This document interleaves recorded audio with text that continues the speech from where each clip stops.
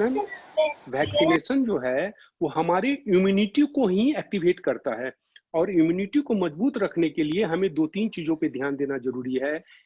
हम अपने कल्पामित परिवार का या तो हम ईएमआर लें, या कल्पावीटा लें, या हर्बल टी लें, या कुरकुमा लें। इस तरह के जो प्रोडक्ट है उसका सुबह में सेवन करें, थोड़ा सा शारीरिक श्रम करें, मेडिटेशन या ओम का उच्चारण करें, रात में 11 बजे के पहले सोने का हम प्रयास करें।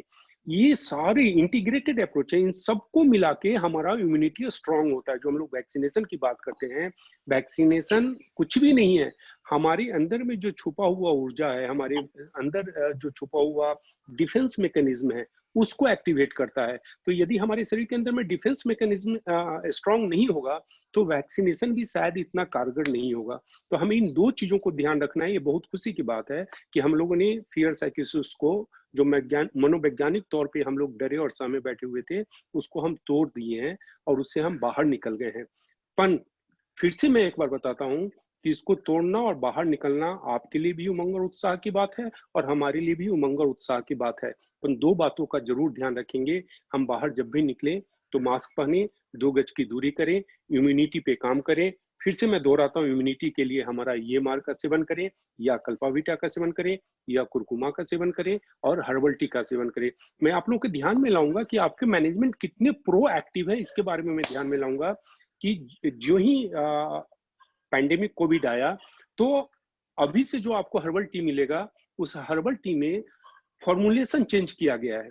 उसमें पहले से जो तत्व थे, उस तत्व के अलावा उसमें अश्वगंधा मिलाया गया है, उसमें गिलोय मिलाया गया है। तो आप देखेंगे कि हमारी इम्यूनिटी में विशेषकर कोविड के संदर्भ में कहा जाता है कि सबसे इंपॉर्टेंट होता है अश्वगंधा और गिलोय। तो हम लोगों ने जो हर्बल टी बनाया उसमें भी इन 2 तत्व को ऐड किया गया है। मतलब अभी से जो आपको हर्बल टी मिलेगा, उस हर्बल टी में ये मिलेगा। तो इम्यूनिटी बहुत इंपॉर्टेंट है, आप ध्यान रखें। अपने देश में जब हम हेल्थ की बात करते हैं तो हम लोग हार्ट की बात करते हैं, किडनी की बात करते हैं, लीवर की बात करते हैं, डायबिटीज की बात करते हैं, पर हम चर्चा नहीं करते हैं वो है इम्यूनिटी। तो आज हमें इस बात का ध्यान रखना है, अभी और जीवन पर्यंत के लिए इम्यूनिटी। अच्छा, इम्यूनिटी बढ़ाने की बात हमने किया। इम्यूनिटी बढ़ने में 1 सप्ताह, 15 दिन, महीना दिन लग जाता है। पर जानते हैं, इम्यूनिटी घटाने के लिए आप यदि क्रोधित हो गए, आपने गुस्सा कर लिया, तो आपकी इम्यूनिटी आधे घंटे में घट जाता है। यदि आपने बहुत ज्यादा तनाव ले लिया तो आपकी इम्यूनिटी घट जाता है। तो हमें इन 2 चीजों को भी ध्यान रखना है कि गुस्सा हम कम से कम करें और तनाव हम कम से कम लें। साथ में यदि हमने चीनी का सेवन किया, हमने मैदा का सेवन किया, तो भी हमारी इम्यूनिटी को घटा देता है। तो हमें इन 2 चीजों का ध्यान रखना है कि हम कम से कम चीनी का सेवन करें, और हम कम से कम चीनी के सेवन का मतलब ये नहीं है कि मैं आपके मीठा खाने पे रोक लगा रहा हूँ। आप देसी गुड़ खाएं, आप शहद खाएं, आप कल्पामित परिवार का आप देखेंगे बहुत ही अच्छा स्वीटनर है जिसको हम लोग मधु अमृत कहते हैं, नाम ही है मधु अमृत। तो आप मधु अमृत का सेवन करें। हमने मीठा खाने पे रोक नहीं लगा रहे हैं, केवल चीनी पे कम से कम सेवन करना है, और मैदा का तो सेवन अभी करना ही नहीं है जब तक हमारा कोविड का है। इन चीजों को ध्यान रखते हुए अब हम आगे बढ़ते हैं, तो हम थोड़ा सा कल्पामित के बारे में बात करते हैं। आप सब लोग हमारे परिवार के सदस्य हैं, फिर भी जब तक मैं कल्पामित के बारे में 2 बातें आपके ध्यान में नहीं लाता हूँ, पुनः स्मृति पटल पे नहीं आपके लेके आता हूँ, मुझे थोड़ा सा मैं बेचैन रहता हूँ। तो कल्पामृत है क्या? जितने लोगों से मैं मिलता हूँ उतनी बातें होती है कल्पामृत के बारे में, पर मैं आपको बताऊं कि हमारे लिए कल्पामृत बस एक सोच है, एक विचार है, एक सपना है, एक संकल्प है। सपना से संकल्प तक का जो दूरी हम तय करते हैं उसको हम कल्पामृत कहते हैं। हमने एक सपना देखा है कि हमें एक स्वस्थ समाज बनाना है, हमें एक समृद्ध समाज बनाना है, हमें मधुमेह मुक्त समाज बनाना है। ये हमारा सपना था। पर आप सारे भाइयों और बहनों के समर्पण से 24 घंटा आप लोग जो अपना समर्पण देते हैं, चीजों को एजुकेट करते हैं, हमसे सीखते हैं, हमारे कल्पामित परिवार के अन्य सदस्यों से सीखते हैं और लोगों को सिखाते हैं, और इस रास्ते पे जो आप लोग चल रहे हैं बिना थके, बिना रुके, बिना झुके, इसी को हम कहते हैं सपना से संकल्प और संकल्प से सिद्धि। इन मार्गों को तय करना ही कल्पामित परिवार है। और इसलिए मैं बताता हूँ कि कल्पामित के परिवार के विजन को यदि एक लाइन में डिफाइन किया जाए तो हम लोग कहते हैं सर्वे भवन्तु सुखिनः, सर्वे सन्तु निरामया। समाज के सारे वर्ग के लोग सुखी हों और स्वस्थ हों। अब मैं कल्पामित के बारे में बताऊँ और मैं अपने बारे में बताऊँ। आप सब लोग मेरे नाम से, जितने भी हमारे परिवार के पुराने सदस्य हैं, सब लोग मेरे नाम से विज्ञ हैं। मेरा नाम डॉक्टर आर के सिंह है और हमने अपने जीवन को समर्पित किया है। हम कल्पामित परिवार पे आप लोगों का सवाल आता है तो मैं बहुत सारे सवालों का जवाब भी देता हूँ। पर मोटे तौर पे आप मेरे से पूछेंगे कि आप अपने बारे में केवल एक लाइन में डिफाइन करें, तो मैंने अपने जीवन को समर्पित किया है मधुमेह मुक्त समाज बनाने के लिए, डायबिटीज फ्री।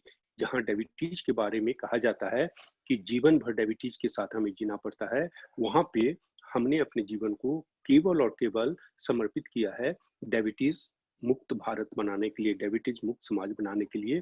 और ये जो संकल्प है हमारा, इस संकल्प को जो आगे बढ़ा रहे हैं, या मेरे मन में जो उमंग है, उत्साह है, केवल आप लोगों के बदौलत है। तो हम थोड़ा सा डायबिटीज के बारे में चर्चा करेंगे और फिर हम लोग दूसरे प्रोडक्ट्स के बारे में चर्चा करेंगे। पर मैं आप सब लोगों को पुनः बधाई देना चाहता हूँ कि अगस्त के महीने में कुछ बहुत ही अच्छे अच्छे प्रोडक्ट लॉन्च हुए हैं हमारे परिवार के तरफ से। जैसे स्टोन के लिए, किडनी स्टोन के लिए कोई भी हमारे पास डेडिकेटेड प्रोडक्ट नहीं होता था। सोराइसिस के लिए कोई डेडिकेटेड प्रोडक्ट नहीं होता था। कभी कभी फ्लू पे हम लोग चर्चा करते थे, फ्लू पे, उसके लिए डेडिकेटेड प्रोडक्ट नहीं होता था। तो आप देखेंगे कि ये सारे प्रोडक्ट आज के दिन में डेडिकेटेड आ चुके हैं। किडनी स्टोन के लिए आ चुके हैं। जो किडनी स्टोन का प्रोडक्ट हमें इवन प्रोस्टेट वगैरह में उसके काफी अच्छे परिणाम आएंगे। आप देखेंगे कि सोराइसिस के प्रोडक्ट डेडिकेटेड आ चुके हैं। फ्लू के लिए डेडिकेटेड प्रोडक्ट आ चुके हैं। साथ में आप देखेंगे कि इससे पिछले महीने में मैनेजमेंट ने एक बहुत अच्छा वेलनेस सेंटर शुरू किया है, जो धीरे धीरे धीरे धीरे करके हम भारत के दूसरे शहरों में, चूंकि अभी कोविड-19 चल रहा है, हम एक जगह से दूसरी जगह यात्रा नहीं कर पाते हैं, तो अभी वेलनेस सेंटर थोड़ा सा स्लो चल रहा है। पर जो ही वैक्सीनेशन वगैरह आएगा तो ये धीरे धीरे धीरे धीरे धीरे धीरे धीरे देश के अन्य शहरों में जाएगा, अन्य कस्बों में जाएगा और गांव तक पहुंचेगा। तो हमारा जो संकल्प है कि हमें स्वस्थ समाज बनाना है, उसके लिए हम लोग कृत संकल्प हैं। और इसके लिए आप देखेंगे कि हर महीने हम लोग कुछ न कुछ समय की मांग के अनुसार से हम करते रहते हैं। अब थोड़ा सा मैं चर्चा करता हूँ डायबिटीज के बारे में कि डायबिटीज होता क्या है। आप देखेंगे तो हमारे शरीर को जो सबसे ज्यादा जरूरी है, एक इंसान के शरीर को जो सबसे ज्यादा जरूरी है, वो है ऊर्जा। और यूं कहिए कि हम लोग जो प्राण कहते हैं, वो ऊर्जा की इकाई है। प्राण ऊर्जा की इकाई है और हमारे शरीर को सबसे ज्यादा जरूरी है ऊर्जा। अब ऊर्जा आप देखेंगे तो ऊर्जा का मुख्य स्रोत शुगर है। ऐसे ऊर्जा प्रोटीन से भी बनता है और ऊर्जा जो है सो फैट से भी बनता है, पर जो मुख्य स्रोत है वो शुगर है। हमने खाना कुछ भी खाया तो खाने का एक भाग कार्बोहाइड्रेट है। कार्बोहाइड्रेट शुगर में तब्दील होता है और शुगर, इंसुलिन का काम है, इंसुलिन का काम है शुगर को सेल्स में पहुंचाने का। और इंसुलिन बनता कहाँ से है? तो हमारे शरीर में एक छोटा सा अंग है जिसको हम लोग पैनक्रियाज कहते हैं, स्वादुपिंड कहते हैं, अग्नाशय कहते हैं। मोटे तौर पे आप देखेंगे तो अग्नाशय में 4 प्रकार के सेल्स होते हैं, alpha cell, beta cell, delta cell, gamma cell. पर यहाँ पे मैं चर्चा करूंगा बीटा सेल्स का। बीटा सेल का काम है इंसुलिन निकालने का और इंसुलिन का काम होता है ब्लड से शुगर को लेकर सेल्स में पहुंचाने का। पर सेल्स में शुगर के पहुंच जाने से ही शुगर ऊर्जा में तब्दील नहीं होता है। शुगर को ऊर्जा में तब्दील होने के लिए उसको मेटाबोलाइज होना पड़ता है, जिसको हम लोग ब्रेकडाउन कहते हैं। तो टूटना कहते हैं कि शुगर को टूटना पड़ेगा। तो शुगर को मेटाबोलाइज करने का काम ऑक्सीजन करता है। और ये सबसे बड़ा कारण है कि हम लोग ऑक्सीजन को हिंदी में प्राण वायु कहते हैं। क्यों? क्योंकि प्राण हमने पहले ही बताया कि ऊर्जा की इकाई है। मतलब ऑक्सीजन यदि प्राण वायु है तो ऑक्सीजन का सीधा संबंध ऊर्जा से होता है। अब हमने जो ऑक्सीजन लिया, हमारे ब्लड में हेमोग्लोबिन है, हेमोग्लोबिन ऑक्सीजन को सेल्स में पहुंचा दिया। आप देखेंगे सेल्स में इंसुलिन ब्लड से शुगर को लेके सेल्स में पहुंचा दिया और हेमोग्लोबिन ब्लड से ऑक्सीजन को लेके सेल्स में पहुंचा दिया। ऑक्सीजन शुगर के साथ मेटाबोलाइज करेगा और शुगर ब्रेकडाउन होता है। शुगर में 3 एलिमेंट है, कार्बन, हाइड्रोजन, ऑक्सीजन। मतलब शुगर में भी ऑक्सीजन है, तो ऑक्सीजन ऑक्सीजन एनर्जी बनता है। अब आप लोगों के ध्यान में आया कि कैसे शुगर से एनर्जी बनता है। पर डायबिटीज होता क्या है? अब आप देखिए कि डायबिटीज क्या होता है। हमने ये बताया कि इंसुलिन हमारे ब्लड से शुगर को सेल्स में पहुंचाता है, पर किसी कारण से इंसुलिन का बनना कम जाए। वो कारण क्या है? वो कारण है कि बीटा सेल का नंबर घटना शुरू हो जाए। बीटा सेल मिलियंस में है, तो बीटा सेल का नंबर घटना शुरू हो जाए या बीटा सेल अस्वस्थ हो जाए, अनहेल्दी हो जाए, तो दोनों ही परिस्थिति में इंसुलिन का निकलना कम जाता है। और साथ में यदि इंसुलिन सही तरीके से उपयोग ना हो, मतलब दो परिस्थिति बनता है, इंसुलिन का बनना कम जाना या इंसुलिन का सही तरीके से उपयोग ना हो पाना। दोनों परिस्थिति में ब्लड से शुगर सेल्स में नहीं पहुंचता है, और जब ब्लड से शुगर सेल्स में नहीं पहुंचेगा तो ब्लड में शुगर बिल्डअप होना शुरू होता है, बढ़ना शुरू होता है, जिसको हम डायबिटीज कहते हैं। पर हम यहाँ पे इस बात को समझने के लिए नहीं बैठे हैं कि ब्लड में शुगर जो बैठ रहा है उसको डायबिटीज कहते हैं। हम यहाँ पे इस बात को समझने के लिए बैठे हैं कि ब्लड में जो शुगर बढ़ रहा है वो तो डायबिटीज का महज प्रमाण है। परिणाम क्या है?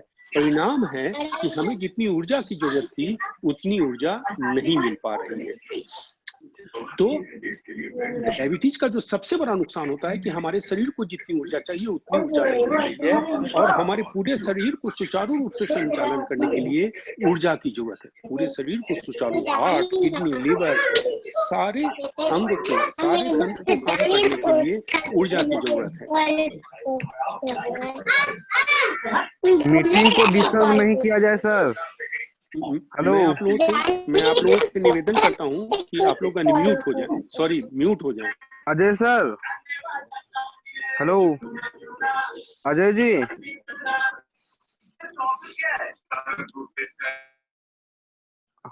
अजय जी, अजय सर सुन रहे हैं? जी सुन रहा हूँ सर।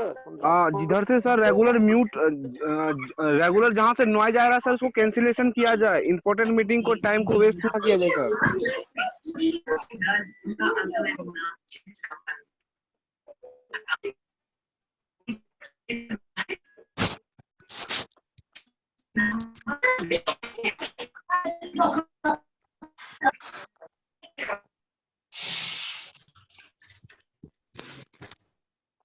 डॉक्टर साहब आप प्लीज अपना माइक्रोफोन ऑन करके आइए।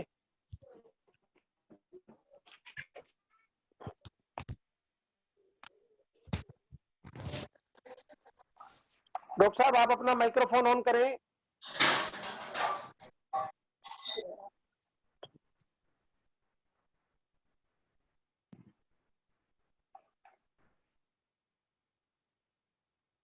डॉक्टर साहब आप अपना माइक्रोफोन ऑन करके शुरू करें।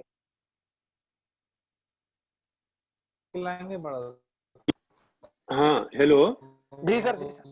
जी, आवाज आ रही है? जी आ रही। जी, तो हम कार्यक्रम को आगे बढ़ाते हैं। तो ब्लड में जो शुगर बढ़ता है उसको हम डायबिटीज कहते हैं। और मैंने जो बताया कि इंसुलिन ठीक से नहीं बनता है या इंसुलिन सही तरीके से उपयोग नहीं हो पाता है। इंसुलिन सही तरीके से नहीं बनता है, उसके पीछे रीजन होता है कि इंसुलिन का नंबर घटना शुरू हो गया है, और इंसुलिन के जो नंबर बीटा सेल का नंबर घटना शुरू हो गया है।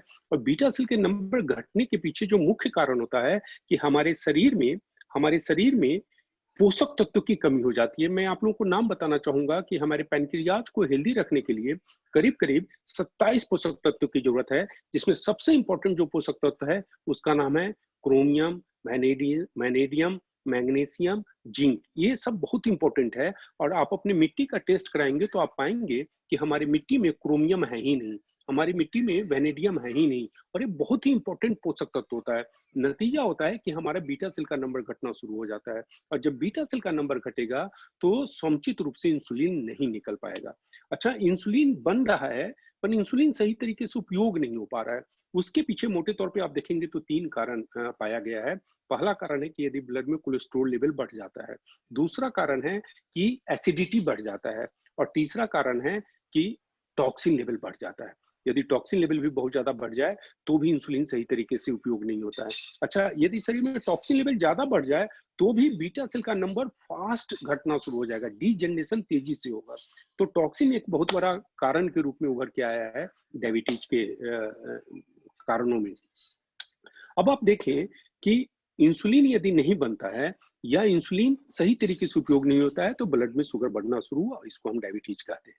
अब ऐसा क्यों कहा जाता है कि एक बार डायबिटीज हो गया तो जीवन पर्यंत डायबिटीज के साथ जीना पड़ेगा? हमने आपको पहले ही बताया कि डायबिटीज के मुख्य कारण है बीटा सेल के नंबर का घट जाना।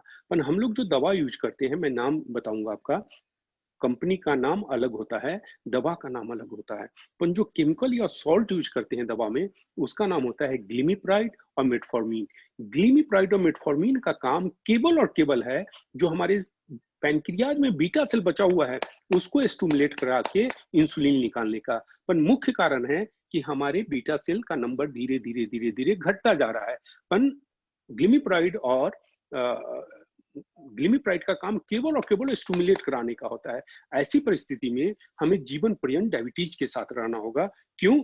क्योंकि मूल कारण है कि बीटा सेल का नंबर घट रहा है, बीटा सेल अस्वस्थ रह रहा है। तो इसका समाधान क्या होना चाहिए? इसका समाधान होना चाहिए कि बीटा सेल का नंबर बढ़ना चाहिए, जिसको हम लोग कहते हैं बीटा सेल रीजनरेट होना चाहिए, बीटा सेल रिजुवनेट होना चाहिए। पर एलोपैथ में हो नहीं रहा है। अच्छा, क्यों नहीं हो रहा है एलोपैथ में? इसको एलोपैथ में संभव इसलिए नहीं है कि हमारे पैनक्रियाज को हेल्दी रखने के लिए 27 न्यूट्रिशन की जरूरत है। और जो एलोपैथ में सॉल्ट यूज होता है, 8-10 से ज्यादा हम सॉल्ट यूज करेंगे तो उसमें लाभ से ज्यादा नुकसान होता है, इफेक्ट से ज्यादा साइड इफेक्ट होता है। नतीजा होता है कि एलोपैथ में एक नया शब्द गढ़ा गया जिसको कहा जाता है डायबिटीज कंट्रोल। कि डायबिटीज को कंट्रोल किया जाए, डायबिटीज को कंट्रोल किया जाए। एन केन प्राक्रेन, आपको डायबिटीज को कंट्रोल करना है, शुगर को कंट्रोल करना है। पर उस डायबिटीज के कंट्रोल करने की प्रक्रिया में शुगर सही तरीके से ऊर्जा में तब्दील नहीं होता है। और जब शुगर सही तरीके से ऊर्जा में तब्दील नहीं होगा तो स्वाभाविक तौर पे हमारा हार्ट, किडनी, लीवर डैमेज होगा। जैसे मैं आपको बताऊं कि आप किसी भी हार्ट हॉस्पिटल में चले जाएं और आप जाके पता करें कि आपके यहाँ जो हार्ट के पेशेंट आते हैं उसमें डायबिटीज वाले कितने हैं? 10 में 8। 10 जो हार्ट के पेशेंट पहुंच रहे हैं उसमें 10 जो है सो डायबिटीज पेशेंट है। और उस 10 से आप जाके इंटरव्यू लें कि जब आपको पता चला कि आपको डायबिटीज है तो आपने एलोपैथ दवा क्यों नहीं खाया, तो कहेंगे डे 1 से मैं दवा खा रहा हूँ। मतलब दवा खाने के बाद शुगर तो कंट्रोल रह रहा है, पर शुगर ऊर्जा में समुचित रूप से तब्दील नहीं हो रहा है। और हमारे शरीर को हमें ऊर्जा चाहिए, इसको हम लोग डायबिटीज कंट्रोल कहते हैं। पर जैसा कि हमने बताया कि कल्पामृत परिवार प्रतिबद्ध है, कृत संकल्प है कि हमें डायबिटीज फ्री सोसाइटी बनाना है। तो हम लोग डायबिटीज फ्री सोसाइटी कैसे बना रहे हैं और डायबिटीज कंट्रोल और डायबिटीज फ्री में अंतर क्या है? तो आप समझे कि हम डायबिटीज फ्री कैसे बना रहे हैं। हमारे यहाँ एक प्रोडक्ट है EMR, एनर्जी मैनेजमेंट रेगुलेटर। और यूं कहें कि आज के दिन में EMR और कल्पामृत आपस में एक दूसरे के सिनोनिम्स हो चुके हैं। देखो ये आपने कल्पामृत का नाम लिया तो लोग बताएंगे EMR, आपने EMR का नाम लिया तो बताएंगे कि कल्पामृत। आज हम सिनोनिम्स हो चुके हैं केवल इस अभियान के कारण। तो आप देखें कि EMR काम कैसे करता है। हमने आपको बताया कि हमारे पैनक्रियाज को हेल्दी रखने के लिए करीब करीब 27 न्यूट्रिशन की जरूरत है जो एलोपैथ में संभव नहीं है। पर हर्बल में, जिसको हम लोग कहते हैं phyto nutrients, phytochemical, PHYTO, phyto का मतलब होता है पौधा से निकालना। और यदि आप पौधा से 20, 25, 27, 30, 40, 50, 100 जाने दें, 100 से भी ज्यादा फाइटोकेमिकल, फाइटोन्यूट्रिएंट्स एक्सट्रैक्ट करते हैं तो आपके शरीर को लाभ होगा, नुकसान का तो सवाल ही नहीं होता है। ये एक बहुत बड़ा एडवांटेज था और ये सबसे बड़ा कारण था कि हमारे ग्रुप में हर्बल साइंटिस्ट ने मिलके इस पे रिसर्च किया। करीब करीब 150 मेडिसिनल प्लांट्स पे रिसर्च चला था और 3 साल तक, 2.5 पौने 3 साल तक इस पे गहन रिसर्च चला था कि हमें जो न्यूट्रिशन चाहिए वो न्यूट्रिशन मिलना चाहिए ताकि हमारे बीटा सेल रीजनरेट और रिजुवनेट हो। अभी तक ये माना जाता है, आज के दिन में भी माना जाता है कि बीटा सेल रीजनरेट और रिजुवनेट नहीं होता है, पर हमारा जो EMR है वो बीटा सेल को रीजनरेट और रिजुवनेट करता है। तो करीब करीब 150 मेडिसिनल प्लांट्स पे स्टडी करने के बाद हम लोग 3 मेडिसिनल प्लांट्स पे जीरो इन ऑन किए थे। मतलब 3 मेडिसिनल प्लांट्स को आइडेंटिफाई किए थे, जिसमें पहला पौधा का नाम है स्टीविया रिबोडियाना, दूसरे का नाम है सौरोपस एंड्रोगाइनस और तीसरे का नाम है नाइजेला सेटिवा। नाइजेला सेटिवा को हम लोग क्लोजी कहते हैं और सौरोपस एंड्रोगाइनस को हम लोग बोलचाल की भाषा में मल्टीविटामिन पौधा कहते हैं। तो आप देखेंगे कि 3 का एक्सट्रैक्ट निकाल के EMR बनाया गया है। अब EMR का काम क्या है? EMR का काम है सबसे पहले हमारे शरीर में जो रेजिडुअल टॉक्सिन है, जो रेजिडुअल टॉक्सिन है, रेजिडुअल टॉक्सिन का मतलब होता है कि हमारे शरीर में टॉक्सिन जा रहा है, पर हमारे ईश्वर ने भी व्यवस्था किया है टॉक्सिन को बाहर निकालने का, और वो है ग्लूटाथियोन हार्मोन। ग्लूटाथियोन हार्मोन का काम होता है टॉक्सिन को बाहर निकालने का, पर ग्लूटाथियोन हार्मोन के टॉक्सिन निकालने के बावजूद हमारे शरीर में टॉक्सिन बच जाता है, तो उसको हम लोग रेजिडुअल टॉक्सिन कहते हैं। तो रेजिडुअल टॉक्सिन ईएमआर बाहर निकालता है। उसके बाद ईएमआर काम क्या करता है, जो हमने बताया, पैनक्रियाज को जो जो न्यूट्रिशन चाहिए, हम बीटा सेल की बात नहीं कर रहे हैं, पैनक्रियाज इन टोटलिटी, मतलब इसके कारण बीटा सेल भी स्ट्रांग होगा, हेल्दी होगा, रिजुवनेट होगा, रीजनरेट होगा, अल्फा सेल भी होगा। अल्फा सेल पे मैं बाद में चर्चा करूंगा, अभी हम केवल बीटा सेल पे। तो पैनक्रियाज इन टोटलिटी हेल्दी करता है। पैनक्रियाज इन टोटलिटी हेल्दी करने का मतलब हुआ कि अब इंसुलिन सही तरीके से निकलेगा, हमें बीटा सेल को जाके स्टिमुलेट कराने की जरूरत नहीं है, बीटा सेल अपने आप इंसुलिन को सही तरीके से निकालेगा। दूसरा हमने क्या बताया था कि इंसुलिन सही तरीके से उपयोग नहीं हो पाता है, तो इंसुलिन के सही तरीके से उपयोग नहीं होने के पीछे 3 कारण हमने बताया था। आप देखेंगे तो ईएमआर तीनों पे काम करता है, मतलब एसिडिटी को न्यूट्रलाइज करता है। हमने ये बताया था कि एसिडिटी बढ़ जाने से हमारा इंसुलिन सही तरीके से उपयोग नहीं हो पाता है, तो ईएमआर एसिडिटी को न्यूट्रलाइज करता है। टॉक्सिन के बारे में हम पहले ही बता चुके हैं कि टॉक्सिन को फ्लश आउट करता है। और तीसरा, कोलेस्ट्रॉल को नॉर्मलाइज करता है। Last but not the least, हमने क्या बताया कि इससे केवल इंसुलिन यूज होगा, इंसुलिन की उपयोगिता बढ़ेगी, इंसुलिन का सेक्रेशन बढ़ेगा, इंसुलिन का उपयोगिता बढ़ेगा, और इंसुलिन हमारे ब्लड से शुगर को लेकर सेल्स में पहुंचा देगा। पर केवल सेल्स में शुगर के पहुंच जाने से एनर्जी नहीं बनता है, एनर्जी तब बनता है जब ऑक्सीजन सही तरीके से हमारे सेल्स में पहुंचे। और आप 10 डायबिटीज वाले से मिलेंगे तो 10 में 7-8 डायबिटीज वाले ऐसे मिलेंगे जिनका हेमोग्लोबिन लेवल नीचे रहता है। अब आप समझे, यदि हेमोग्लोबिन लेवल नीचे रहेगा तो ऑक्सीजन सही तरीके से ट्रांसपोर्ट नहीं हो पाएगा।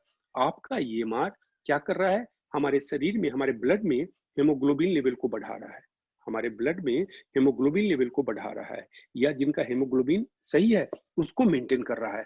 अब हेमोग्लोबिन लेवल सही तरीके से बढ़ेगा तो ऑक्सीजन सेल्स में सही तरीके से पहुंचेगा। नतीजा होता है कि शुगर सही तरीके से ऊर्जा में तब्दील हो रहा है, और शुगर यदि सही तरीके से ऊर्जा में तब्दील होगा तो उसको हम लोग कहते हैं डायबिटीज फ्री, उसको हम कहते हैं डायबिटीज फ्री। अब डायबिटीज कंट्रोल और डायबिटीज फ्री में बेसिक डिफरेंस क्या है, आप देखेंगे कि हम एलोपैथ दवा खा रहे होते हैं और हमें बताया जाता है कि आपका डायबिटीज कंट्रोल है, पर डायबिटीज कंट्रोल होने के बाद हमें शारीरिक तकलीफ होता है, और हमारा जो शारीरिक तकलीफ है उसको हमने 2 भागों में बांटा है। एक भाग है जिसको हम कहते हैं प्रीलिमिनरी डायबिटीज कॉम्प्लिकेशंस, और दूसरा भाग है उसको हम लोग कहते हैं advance diabetes complications. Preliminary diabetes complications क्या है कि हम दवा खा रहे हैं, उसके बावजूद आप देखेंगे तो हमारे काफ मसल्स में दर्द रहता है, हमारे बैक मसल्स में दर्द रहेगा, शाम के समय सुस्ती रहेगी, रात में हम बाथरूम ज्यादा जाते हैं, शाम के समय इरिटेशन हो जाता है। आप देखेंगे तो कॉन्स्टिपेशन, डायबिटीज हुआ और आपको कॉन्स्टिपेशन का प्रॉब्लम होना शुरू हो जाएगा। डायबिटीज हुआ और आप देखेंगे कि थकान लगना शुरू हो जाता है, जहां हम 16 घंटा काम करने के बाद पहले कहते थे हम थके नहीं है, अब 8 घंटे के बाद हमें लगता है कि हम थक गए हैं।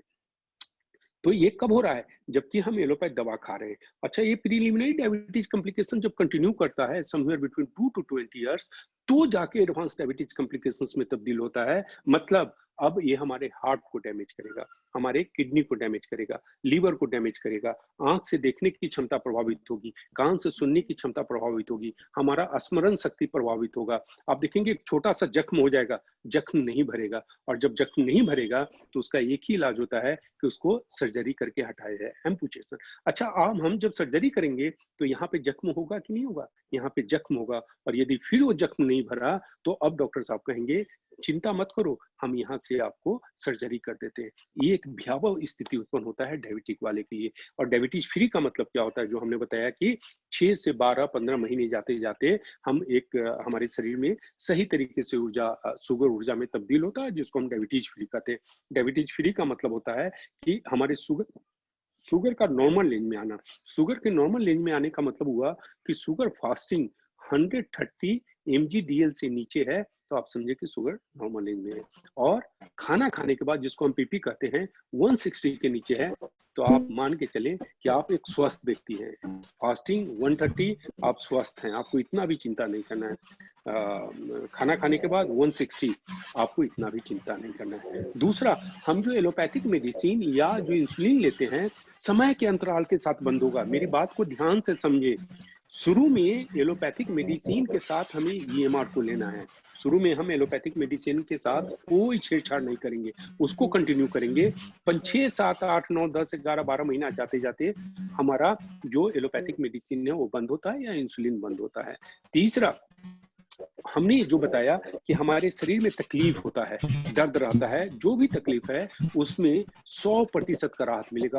वेरी फर्स्ट मंथ, पहले महीने में 30 से 50% का राहत मिलेगा और धीरे धीरे धीरे चढ़ के कंप्लीट राहत मिलेगा।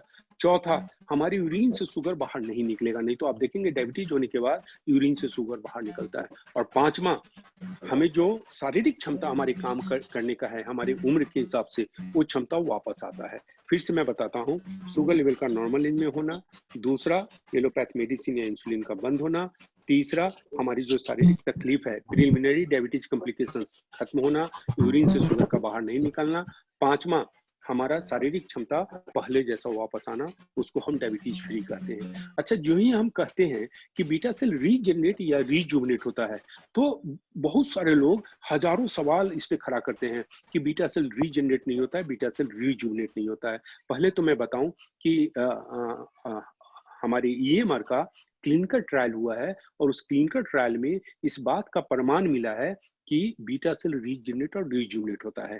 पर हमें क्लिनिकल ट्रायल पे चर्चा कम करना चाहिए, क्योंकि हम लोग एक अभियान चला रहे हैं, हमें घर घर जाना है, हमें जन जन में जाना है। ऐसा तो है नहीं कि हमें डॉक्टरों से केवल मिलना है, हमें तो समान जन के घर पे पहुंच के और हम अपने आपके जैसे परिवार के सदस्यों के द्वारा मित्रों को एजुकेट करके उन्हें डायबिटीज फ्री करना है। तो आप देखिए कि मैं कुछ पॉइंट बताता हूं जिससे पता चलेगा कि बीटा सेल रीजनरेट होता है।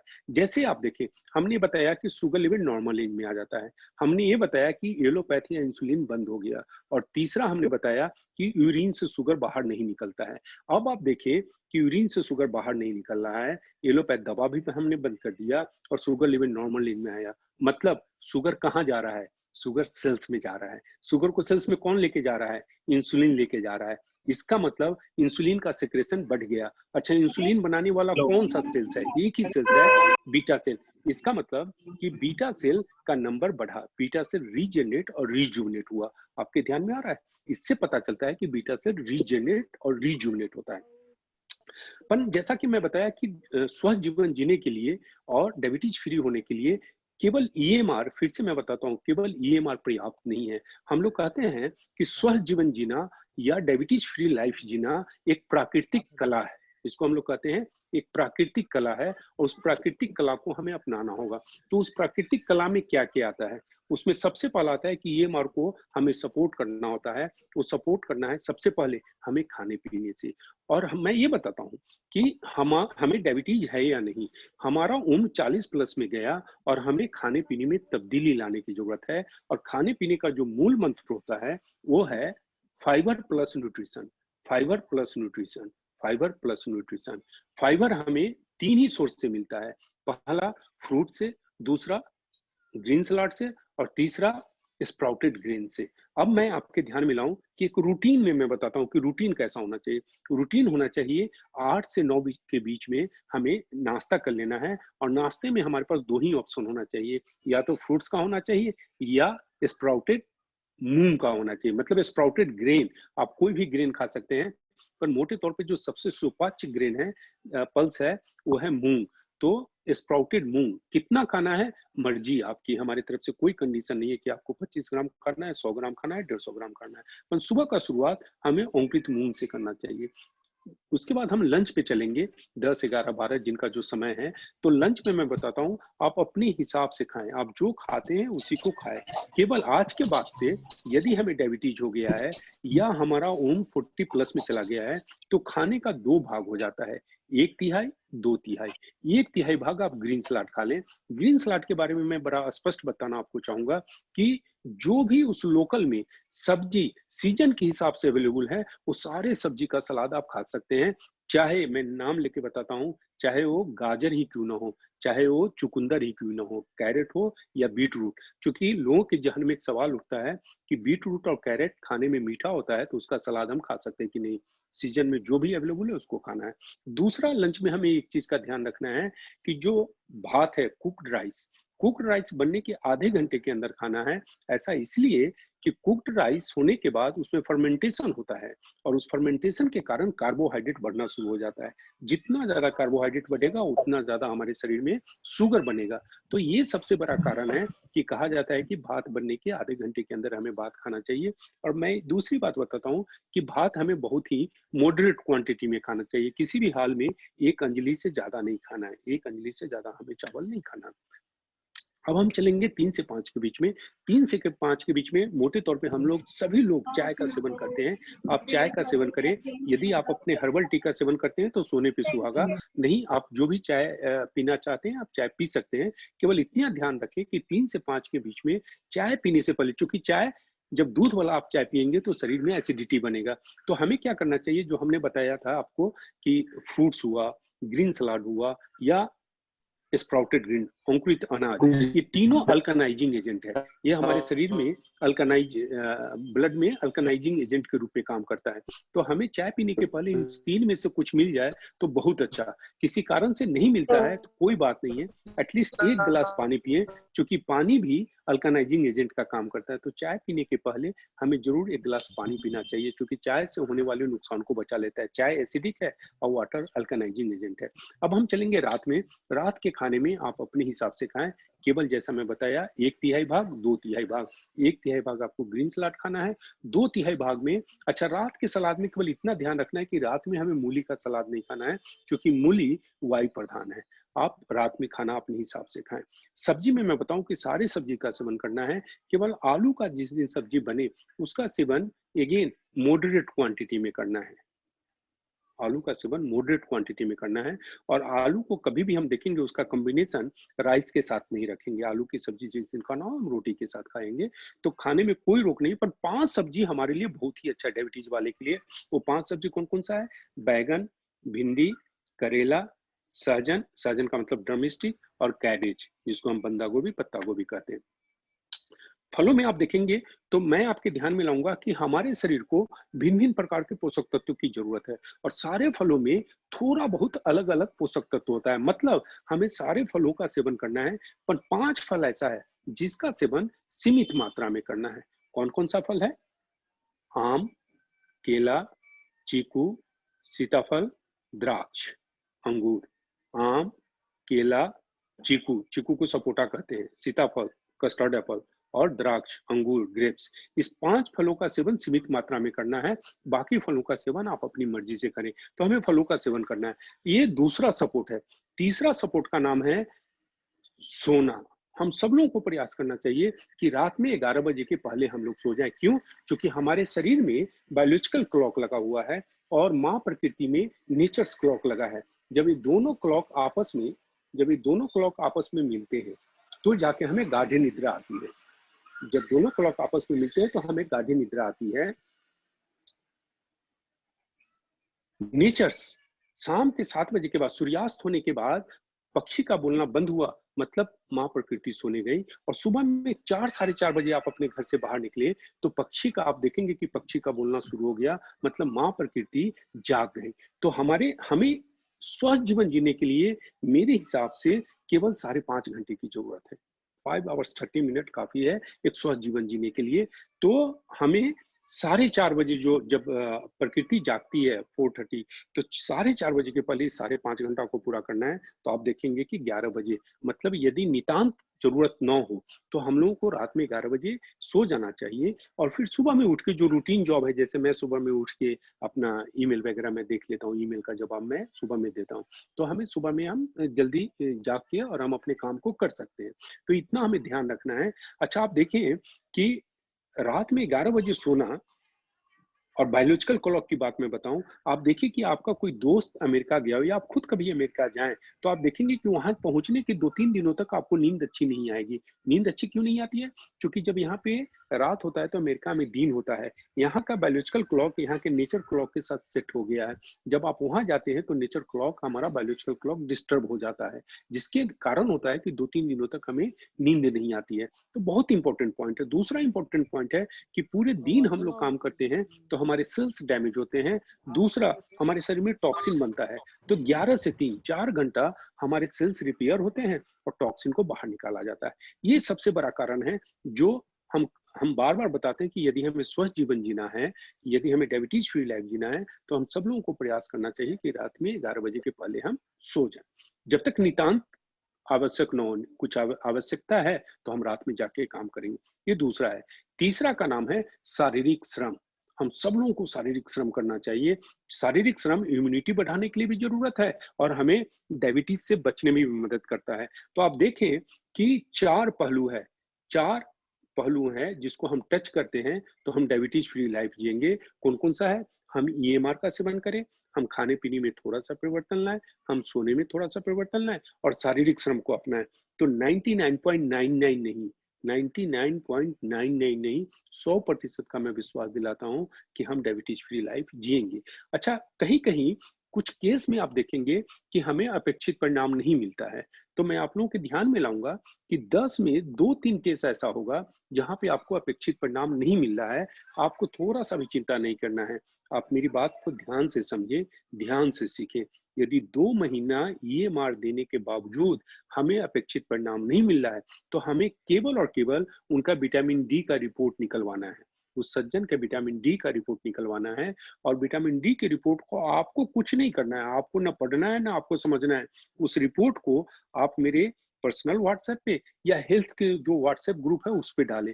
मैं निवेदन करता हूं कि व्हाट्सएप हेल्थ के व्हाट्सएप ग्रुप पे यदि हम कोई इंक्वायरी या इस तरह का हम रिपोर्ट शेयर करते हैं तो उससे सबसे बड़ा बेनिफिट क्या होता है कि ग्रुप के दूसरे सदस्य भी उन चीजों से सीखते हैं, क्योंकि हमारा काम है सीखना और सिखाना, सीखना और सिखाना। तो पर्सनल पे केवल हमारे और आपके बीच में चैट होता है, हम केवल आपको सिखा पाते हैं, जबकि ग्रुप में यदि आप कुछ इंक्वायरी को डालते हैं तो उससे ग्रुप के सारे परिवार के, हमारे ग्रुप के जितने भी सदस्य हैं, लाभान्वित होते हैं। तो आप विटामिन डी का रिपोर्ट निकलवाएंगे, आप मेरे साथ शेयर करेंगे, मैं आपको उसमें मार्गदर्शन दूंगा और मैं आपको पूरा विश्वास दिलाता हूं कि अगले महीना 2 महीना जाते जाते जो अपेक्षित परिणाम नहीं आ रहा था, 100% अपेक्षित परिणाम मिलेगा। मतलब हर हाल में हम डायबिटीज फ्री सोसाइटी बनाएंगे, जैसा हम आपको बताते हैं वैसा हम करते हैं। अच्छा, इतनी विश्वास के साथ जहाँ पे एलोपैथ में कहा जाता है कि हम डायबिटीज फ्री नहीं हो सकते हैं, वहां पे हम इतना विश्वास के साथ आपके साथ इसलिए बात करते हैं कि इस अभियान के साथ मुझे जुड़े काफी लंबे समय से मैं इस अभियान के साथ जुड़ा हूँ। डे 1 से इस अभियान के साथ मैं जुड़ा हूँ। यूं कहें कि इस शब्द को क्वाइन करने वाला, आज के दिन में आप वेबसाइट पे जाएंगे, गूगल पे जाएंगे तो बहुत सारे लोग इस तरह के शब्दों को उपयुक्त प्रयोग कर रहे हैं।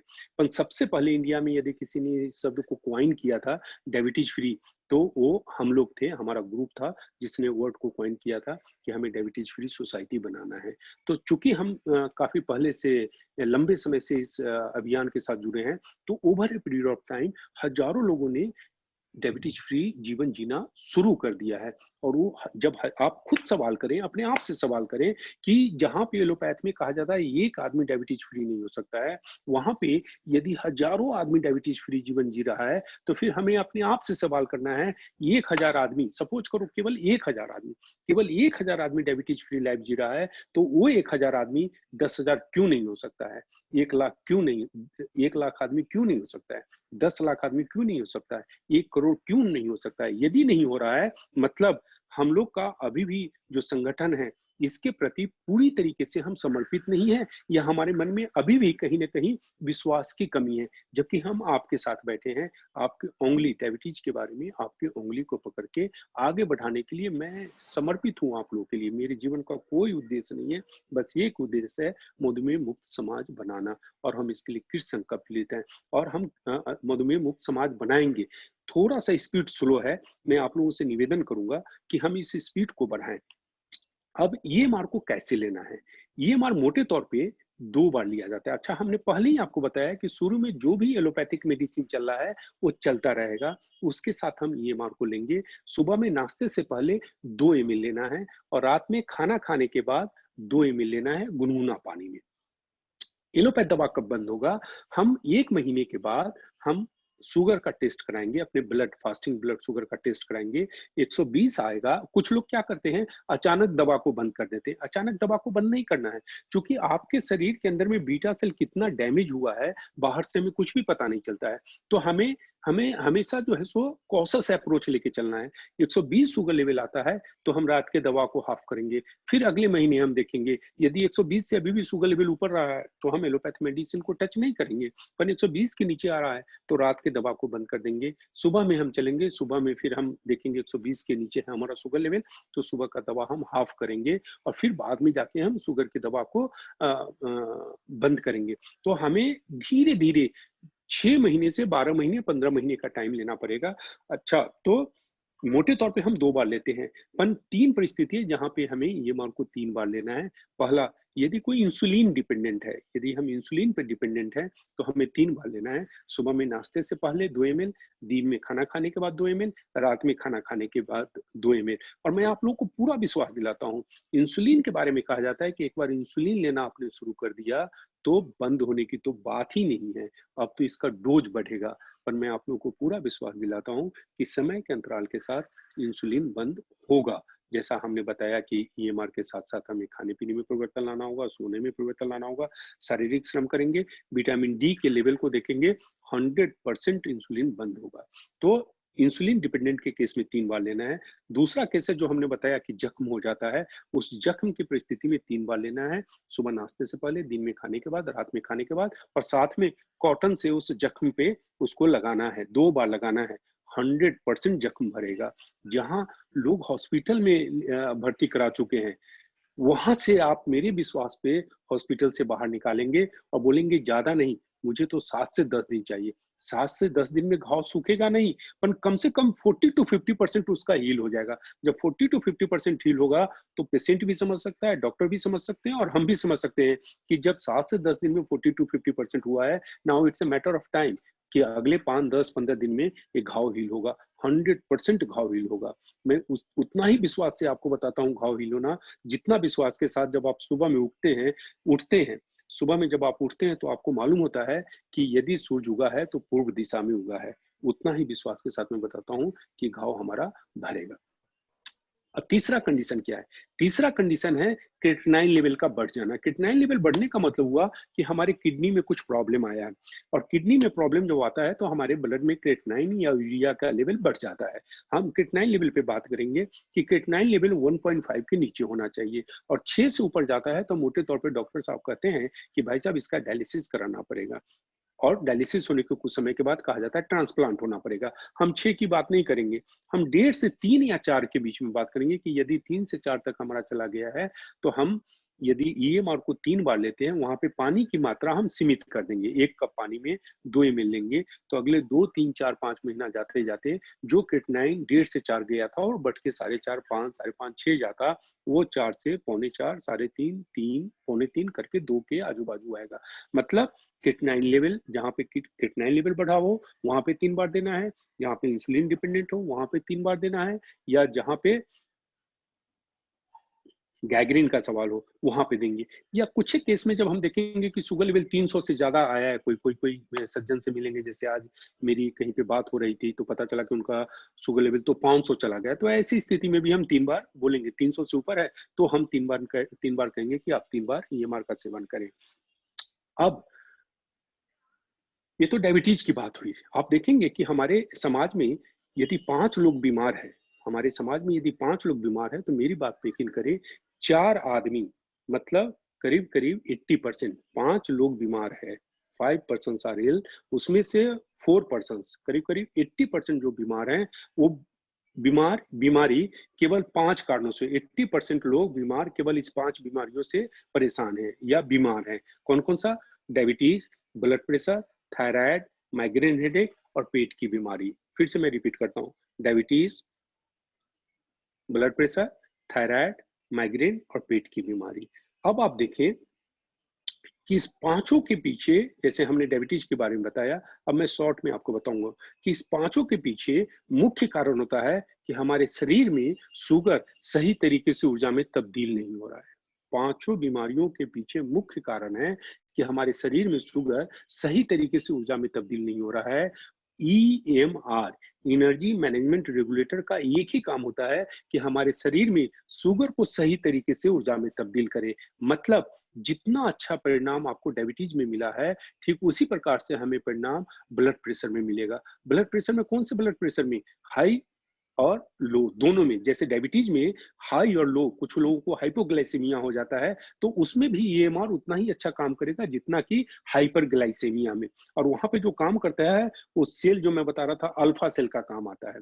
ठीक उसी प्रकार से ब्लड प्रेशर में हाइपो और हाइपर दोनों में काम करेगा। थायराइड में हाइपर और हाइपो दोनों में काम करेगा। क्यों? क्योंकि ये दवा नहीं है, ये हमारे थायराइड ग्लैंड को जाके हेल्दी करेगा। और जब हमारे थायराइड ग्लैंड को हेल्दी करेगा तो थायरोक्सिन जो हार्मोन सेक्रेट होता है, वो हार्मोन हमारे बॉडी के नीड्स के हिसाब से जो सेक्रेट होगा, वो बॉडी के नीड्स के हिसाब से। हाइपो और हाइपर में क्या होता है? हाइपो में थायरोक्सिन का सेक्रेशन कम जाता है और हाइपर में बढ़ जाता है। जब कम जाएगा तो आप देखेंगे कि हम लोग मोटे होते चले जाते हैं, और जब बढ़ जाएगा तो हम लोग दुबले होते चले जाते हैं। क्यों? क्योंकि मेटाबॉलिज्म रेट प्रभावित होता है। बॉडी का मेटाबॉलिज्म रेट यदि हाइपो होगा तो कम जाएगा, जब मेटाबॉलिज्म रेट घटेगा तो स्वाभाविक तौर पे हम मोटे होंगे। और यदि थायरोक्सिन का सिक्रेशन बढ़ जाएगा, जिसको हम हाइपर कहते हैं, मतलब मेटाबॉलिज्म रेट बढ़ जाएगा, तो हम दुबले होंगे। तो ईएमआर दोनों पे काम करता है, थायराइड हाइपो में भी करता है और हाइपर में काम करता है। ठीक उसी प्रकार से हम माइग्रेन हेडेक पे आ जाएं।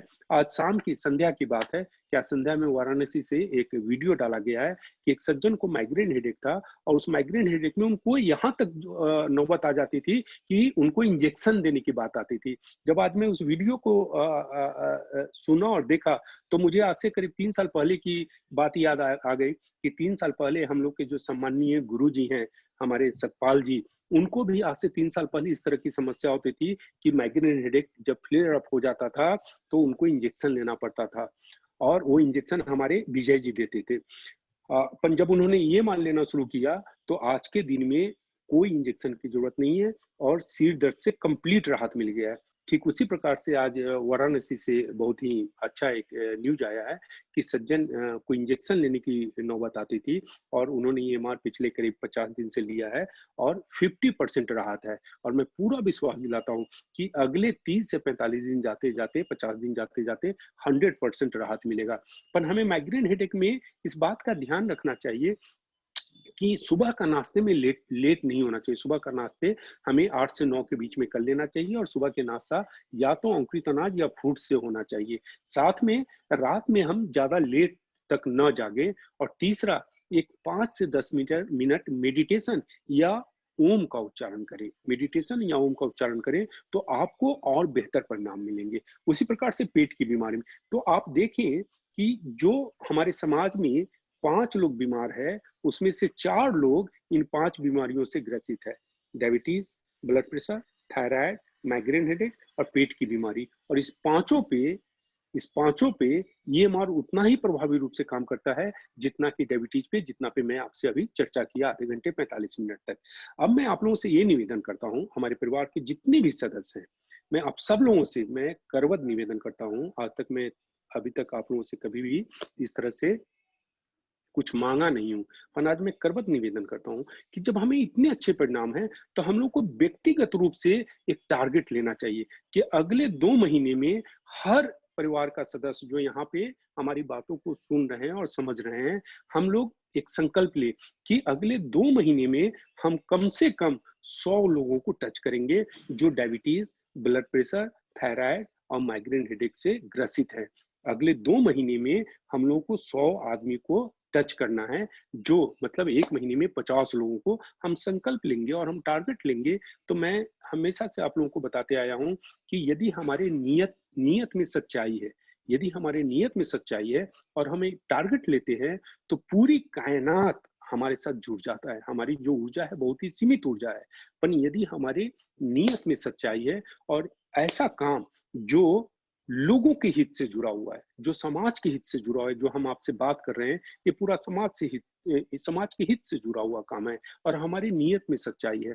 आप हमेशा ध्यान रखेंगे, मेरी बातों को ध्यान रखेंगे। मैं पढ़ा नहीं हूँ, इस चीज को मैंने अपने जीवन में जिया है कि यदि हमारे सोच में, हमारे नियत में सच्चाई है और वो काम समाज से जुड़ा है और आपने टारगेट ले लिया, तो पूरा पूरा कायनात हमारे साथ जुड़ जाता है कि नहीं, इसको हम असफल होते नहीं देख सकते, इसको हमें सफल बनाना है। तो मैं आप सब लोगों से करबद्ध निवेदन करता हूँ कि जितने भी हमारे परिवार के सदस्य आज यहाँ पे उपस्थित है और मेरी बातों को सुन रहे हैं, हम लोग सितंबर और अक्टूबर में एक टारगेट लेते हैं कि 2 महीना में हम 100 व्यक्ति को टच करेंगे जो diabetes, blood pressure, thyroid, migraine headache और पेट की बीमारी से ग्रसित है। और इन घरों में हम ईएमआर को पहुंचाएंगे, उनको हम ज्ञान देंगे, हम उनको शिक्षित करेंगे और इन बीमारियों से हम अगले 2, 4, 5 महीना जाते जाते बाहर निकालेंगे। जिससे आप देखेंगे कि माइग्रेन हेडेक लिटरली 2 से 3 महीना में हम बाहर आ जाते हैं। डायबिटीज में 6 से 12 महीना लगता है,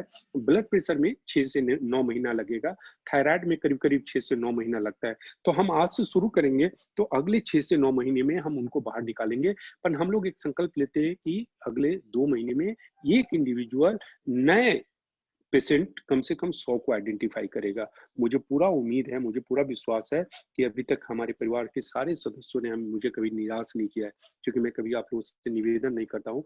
आज मैं निवेदन किया हूँ तो आप मुझे जरूर इसमें मदद करेंगे इस लक्ष्य को हासिल करने में कि हम हर घर में ईएमआर को पहुंचाएं। अब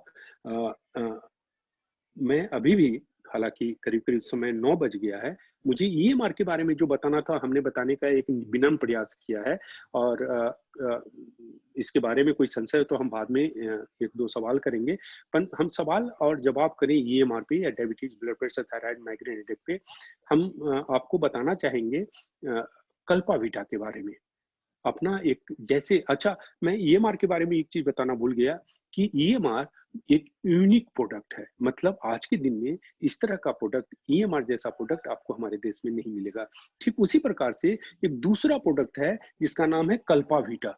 वो बहुत ही यूनिक प्रोडक्ट है। वैसा प्रोडक्ट आपको आज के दिन में हमारे देश में उस कॉम्बिनेशन का प्रोडक्ट नहीं मिलेगा, आज के दिन में नहीं मिलेगा। क्यों? हमारे कल्पावीटा को यूनिक क्या बनाता है? कल्पावीटा को यूनिक बनाता है विटामिन बी12। कहा जाता है कि विटामिन बी12 का हर्बल सोर्स नहीं है और उसमें विटामिन बी12 है। केवल विटामिन बी12 ही नहीं है, उसमें जितने भी इसेंशियल एमिनो एसिड है, जिसको हम प्रोटीन कहते हैं, वो सारा इसेंशियल एमिनो एसिड है। उसमें मैग्नीशियम है और उसमें आयरन है। अब आप देखिए कि इन चार, उसमें बहुत सारे तत्व हैं, कैल्शियम है, विटामिन सी है, बहुत सारे तत्व आप देखेंगे कल्पावीटा में होगा। पर हमने केवल 4 का ही नाम आप लोगों के सामने उद्धृत कर रहे हैं। कौन कौन सा? Vitamin B12, essential amino acid, magnesium और आयरन। क्यों? क्योंकि जैसा हमने बताया आपको कि हमारे शरीर को स्वस्थ रखने के लिए, हमारे सारे अंग अच्छा से कार्य करें, हमारा हार्ट, किडनी, लिवर, उसके लिए जरूरी है ऊर्जा का। वो बहुत ही इंपॉर्टेंट है और ऊर्जा को ही हम प्राण कहते हैं। पर ऊर्जा के बाद यदि आप देखेंगे कि सबसे इंपॉर्टेंट चीज क्या है हमारे शरीर के अंदर में, तो वो है खून, ब्लड। ब्लड का ही काम होता है न्यूट्रिशन को कैरी करना, ब्लड का काम होता है ऑक्सीजन को कैरी करना, ब्लड का काम होता है शुगर को कैरी करना। तो आप देखेंगे कि एनर्जी के बाद जो सबसे इंपॉर्टेंट हमारे शरीर में है वो है ब्लड। और मैं आपके ध्यान में लाऊंगा कि ब्लड जो है, ब्लड में आप देखेंगे तो 4 वाइटल कंपोनेंट है। ब्लड किससे बना है? ब्लड में आप देखेंगे तो 4 वाइटल कंपोनेंट है। कौन कौन सा कंपोनेंट है? पहला आता है प्लेटलेट्स। हम लोग सुनते होंगे कि जब डेंगू की बीमारी होता है या इस तरह की कुछ बीमारियां हैं तो प्लेटलेट्स घटना शुरू हो जाता है। तो ये ब्लड का भाग है, वाइटल कंपोनेंट है। और प्लेटलेट्स का काम क्या है? प्लेटलेट्स का काम केवल और केवल है कि यदि कहीं शरीर कट, फट या टूट जाता है और जब खून का बहाव होने लगता है तो उसको जाके रोकने का। जैसे स्कूटर, मोटरसाइकिल के ट्यूब का पंचर होना और उस पे जाके हम लोग उसको पंचर को चिप्पी लगा के उसको रिपेयर कराते हैं, ठीक उसी प्रकार से प्लेटलेट्स का काम होता है। अब देखिए यहाँ पे एक चीज मैं आप लोगों के ध्यान में लाना चाहूंगा कि बाहरी तौर पे हमारा अंग कटा है तो हमें पता चलता है कि यहाँ से खून निकल रहा है और वहां पे आके धीरे धीरे थक्का जमता है और बाद में खून का बहना निकल जाता है, वो प्लेटलेट्स का काम होता है। पर ये तो बाह्य रूप से, आंतरिक रूप से भी जो हमारे ब्लड वेसल्स होते हैं जिसमें ब्लड कैरी होता है, बहुत ही नाजुक होता है। थोड़ा सा भी हम स्ट्रेस लेते हैं या चोट लगता है तो ब्लड वेसल्स डैमेज हो जाता है और वहां से भी हमारा ब्लड बाहर निकलना शुरू होता है, जिसको हम लोग कहते हैं इनर ब्लड हेमरेज। तो वहां पे भी प्लेटलेट्स का काम होता है जाके बंद करना। तो ये इंपॉर्टेंट वाइटल कंपोनेंट है हमारे ब्लड का। दूसरा है, उसका नाम है आरबीसी, रेड ब्लड सेल्स, जिसका काम होता है ऑक्सीजन को सेल्स में पहुंचाना, आरबीसी। तीसरा है जिसका नाम है डब्ल्यूबीसी, तीसरा का नाम है डब्ल्यूबीसी, व्हाइट ब्लड सेल्स। ये व्हाइट ब्लड सेल्स क्या है?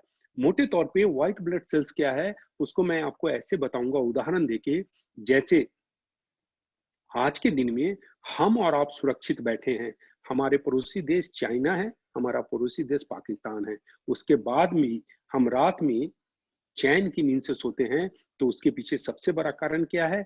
इंडियन डिफेंस, हमारा जो आर्मी, नेवी और एयरफोर्स पूरी तत्परता और पूरी समर्पण के साथ बैठा हुआ है, जिसके वजह से हम रात में चैन से सोते हैं। तो ये जो डब्ल्यूबीसी है, व्हाइट ब्लड सेल्स, ये हमारे डिफेंस मैकेनिज्म का काम करता है। इसी का काम है हमारे शरीर में जो भी पैथोजेंस जाता है, पैथोजेंस का मतलब होता है वायरस का जाना, बैक्टीरिया का जाना, फंगस का जाना, प्रोटोजोआ का जाना, हेलमिंथ्स का जाना, ये सारे हमारे शरीर में पैथोजेंस होते हैं जिसके कारण बीमारियां होती हैं। इन पैथोजेंस को डब्ल्यूबीसी पकड़ के वहां पे उसको किल कर देता है। जैसे हमने बताया कि वैक्सीनेशन इन्हीं डब्ल्यूबीसी को एक्टिवेट करता है, और जब डब्ल्यूबीसी एक्टिवेट होता है तो वहां से एंटीबॉडी निकलता है, वहां से टी सेल्स निकलते हैं। आप देखेंगे कि वैक्सीनेशन में इन बातों को आप पेपर में, सोशल, जब आप व्हाट्सएप पढ़ेंगे तो इन दो बातों का बहुत चर्चा होता है, एंटीबॉडी एंड टी सेल्स। ये एंटीबॉडी और टी सेल्स बनाने का पूरा के पूरा जिम्मेवारी डब्ल्यूबीसी को भी दिया गया है, व्हाइट ब्लड सेल्स को। और डब्ल्यूबीसी का काम होता है कि कोई भी पैथोजेंस बाहर से हमारे शरीर के अंदर में जाता है उसको पकड़ के किल कर देना, ताकि हम स्वस्थ रहें। इमीडिएटली एक्टिवेट हो जाता है। तो आप देखेंगे कि ब्लड में पहला हो गया प्लेटलेट्स, दूसरा हो गया आरबीसी, तीसरा हो गया डब्ल्यूबीसी, और चौथा हम लोग बोलते हैं प्लाज्मा। अभी आप प्लाज्मा थेरेपी देखते होंगे, तो प्लाज्मा का काम होता है इन तीनों चीज को अपने साथ कैरी करने का, तो इसको हम ब्लड कहते हैं। अब देखिए कि ब्लड के निर्माण के लिए या हमारे शरीर में सही तरीके से ब्लड बने, हमारा डब्ल्यूबीसी सही तरीके से बने, आरबीसी सही तरीके से बने, प्लेटलेट सही तरीके से बने, उसके लिए 4 इंपॉर्टेंट इस न्यूट्रिशन की जरूरत होती है। कौन कौन सा? Vitamin B12, essential amino acid जिसको हम प्रोटीन भी कहते हैं, तीसरा आयरन की जरूरत होती है, और चौथा मैग्नीशियम की जरूरत होती है। और ये चारों केवल हमारे कल्पावीटा में अवेलेबल नहीं है, पर्याप्त मात्रा में अवेलेबल है। नतीजा होता है कि हमारे शरीर में ब्लड का निर्माण सही तरीके से होता है। यदि किसी का प्लेटलेट्स कम है और आप कल्पावीटा देंगे तो उसका जो है सो प्लेटलेट्स बढ़ेगा, डब्ल्यूबीसी कम है आप देंगे तो डब्ल्यूबीसी बढ़ेगा। मतलब कल्पावीटा जो आप देख रहे होंगे, जब मैं इम्यूनिटी की बात कर रहा था तो मैं आपको बता रहा था कि हमें ईएमआर या कल्पावीटा लेना चाहिए। क्यों? क्योंकि कल्पावीटा भी हमारे इम्यूनिटी को एक्टिवेट करने में जैसे ईएमआर इंपॉर्टेंट रोल प्ले करता है, वैसे ही कल्पावीटा करता है। तो दूसरा हमने ये बताया कि विटामिन बी ट्वेल्व की कमी से समस्या क्या होता है? विटामिन बी ट्वेल्व की कमी से वो सारी समस्याएं हमारे शरीर में होता है जो डायबिटीज के होने से होता है। जैसे मैंने कैसे बताया था आपको, मसल्स में क्रैम्प होना, तो मसल्स में क्रैम्प हो जाएगा, आप थकना शुरू हो जाएंगे, आप 100 मीटर चलेंगे तो आपको लगेगा कि मैं हाफ गया, आपके हार्ट कमजोर होना शुरू हो जाते हैं। ये सब विटामिन B12 की कमी से होती है।